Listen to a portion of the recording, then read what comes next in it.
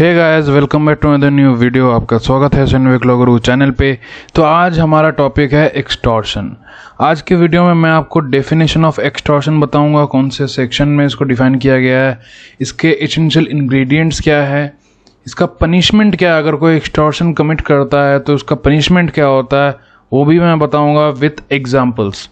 तो चलिए स्टार्ट करते हैं आज के वीडियो को। और अगर आपने अभी तक मेरे चैनल को सब्सक्राइब नहीं किया तो सब्सक्राइब आप कर दो, ताकि आपको और भी इंडियन पेनल कोड से रिलेटेड वीडियोस मिलते रहे। तो चलिए स्टार्ट करते हैं आज के वीडियो। तो सबसे पहले हम लोग बात करेंगे डेफिनेशन ऑफ एक्सटॉर्शन की। तो सबसे पहले आप लोग ये देख लो कि सेक्शन 383 ये सेक्शन डील करता है with the provisions of extortion. Section 383 of the IPC और the Indian penal code 1860। Previous video में मैंने आपको punishment of theft and theft के बारे में बताया था, जो कौन से सेक्शन में डिफाइन किया गया है। अगर आपको पता है तो कमेंट सेक्शन में बता दो, नहीं पता है तो आप ध्यान से सुनो। थेफ्ट जो है सेक्शन 378 में डिफाइन किया गया है, और उसका जितना भी एग्रेवेटेड फॉर्म्स है वो सारा 378 से लेके 382 तक में आ जाता है। अब हम लोग 383 से पढ़ने वाले हैं एक्सटॉर्शन। ये सेक्शन कहता है whoever intentionally puts any person in fear of any injury to that person or to any other person and thereby dishonestly induces the person so put in fear to deliver to any person any property or valuable security or anything signed or sealed which may be converted into a valuable security commits extortion। बहुत बड़ा सा definition है, मैं आपको अब easy way में समझाता हूँ। सबसे पहले आप देखिए, whoever लिखा हुआ है फर्स्ट वर्ड whoever, कोई भी आदमी intentionally puts any person in fear of any injury। कोई भी एक आदमी जो दूसरे आदमी को फियर में डालता है, इंटेंशनली दूसरे को थ्रेटन करता है सपोजिटली कि हम तुमको चाकू मार देंगे, गोली मार देंगे, और टू एनी अदर, कोई दूसरा भी हो सकता है, वो पर्टिकुलर पर्सन भी हो सकता है, and thereby dishonestly induces the person so put in fear। और जिस आदमी को उसने फियर में डाला है, थ्रेटन किया है, उससे इंड्यूस करवा के कुछ डिलीवर करवा लेता है अपने तरफ। एक एग्जांपल देता हूँ जिससे आपको समझने में आसानी होगी। एक चोर घुस आया आपके घर पर, उसके हाथ में गन है, वो आपके ऊपर एम करता है और बोलता है कि तुम्हारे पास जितना भी पैसा है और जितना भी गोल्ड, सोना, ज्वेलरी है, सब मेरे को दे दो। अगर नहीं दोगे तो मैं तुम्हें मार दूंगा। इस केस में क्या हुआ, जो ऑफेंडर है, जो जिसके पास गन है, उसने मेरे को फियर में डाला, थ्रेटन किया कि मैं सारा अपना प्रॉपर्टी, ज्वेलरी, पैसा जो भी है सब दे दूं, तभी वो मेरे को छोड़ेगा।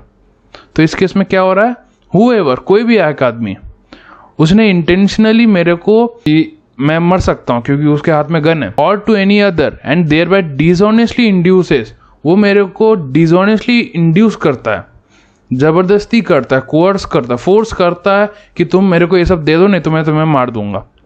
सो put in fear to deliver to any person any property, कोई भी प्रॉपर्टी हो सकता है, वो पूरा जो घर है उसका भी कागजात हो सकता है, और वैल्यूएबल सिक्योरिटी और एनीथिंग साइंड और सील्ड, कोई भी कॉन्ट्रैक्ट हो या फिर कोई भी चीज़ जो साइंड है, सील्ड है, जिसको बाद में वैल्यूएबल सिक्योरिटी की तरह कन्वर्ट किया जा सकता है, उसी को कहते हैं extortion.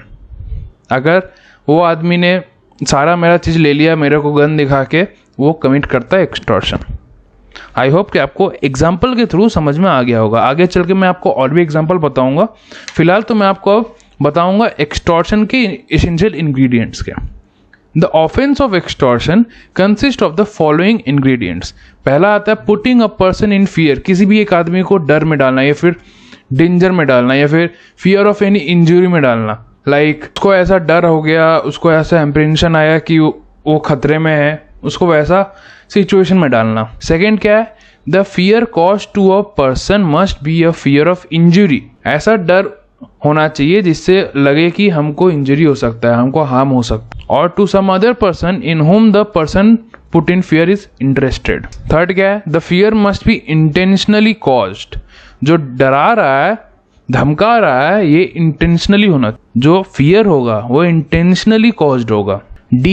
As a consequence of the fear so exercised, fear जो डर का जो कॉन्सिक्वेंस होगा जो एक्सरसाइज्ड, तो person put in fear is induced by the offender to deliver any property or any valuable security or anything signed or sealed to any person which is capable of being converted into a valuable security। ये चीज मैंने आपको समझा दिया था। तो ये जितने भी essential ingredients है ये सारे आप definition of extortion से आप ले सकते हो। देखिए यहाँ पे मैं आपको बता देता हूँ, whoever intentionally puts any person in fear of injury to that person or to any other and thereby dishonestly inducement होता है यहाँ पे, dishonest inducement, so put in fear to deliver, यहाँ पे क्या था, delivery of property, ठीक है। तो ये सारा आता है आपका essential ingredients of extortion। अब मैं आपको कुछ examples बताता हूँ।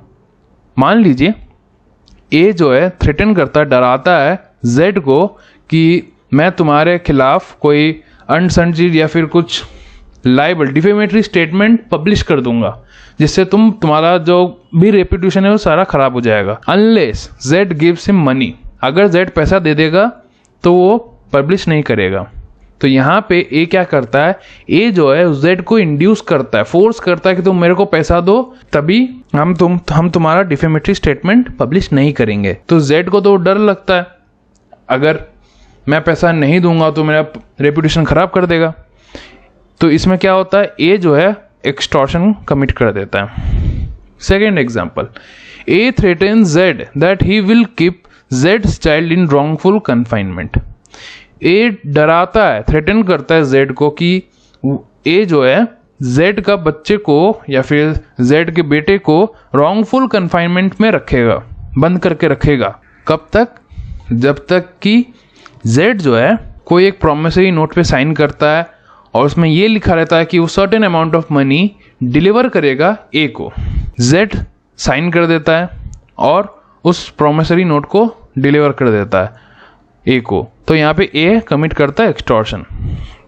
Last example, A threatens to send club man to plough up जेड्स field unless Z will sign and deliver to B a bond binding Z under a penalty to deliver certain produce to B and thereby induces Z to sign and deliver the bond, yes committed extortion। I hope कि आपको सारा example समझ में आ गया होगा। आप हम लोग बात करेंगे पनिशमेंट। अगर कोई एक्सटॉर्शन कमिट करता है तो उसका पनिशमेंट क्या होता है। तो पनिशमेंट के लिए अलग प्रोविजन है, अलग सेक्शन है।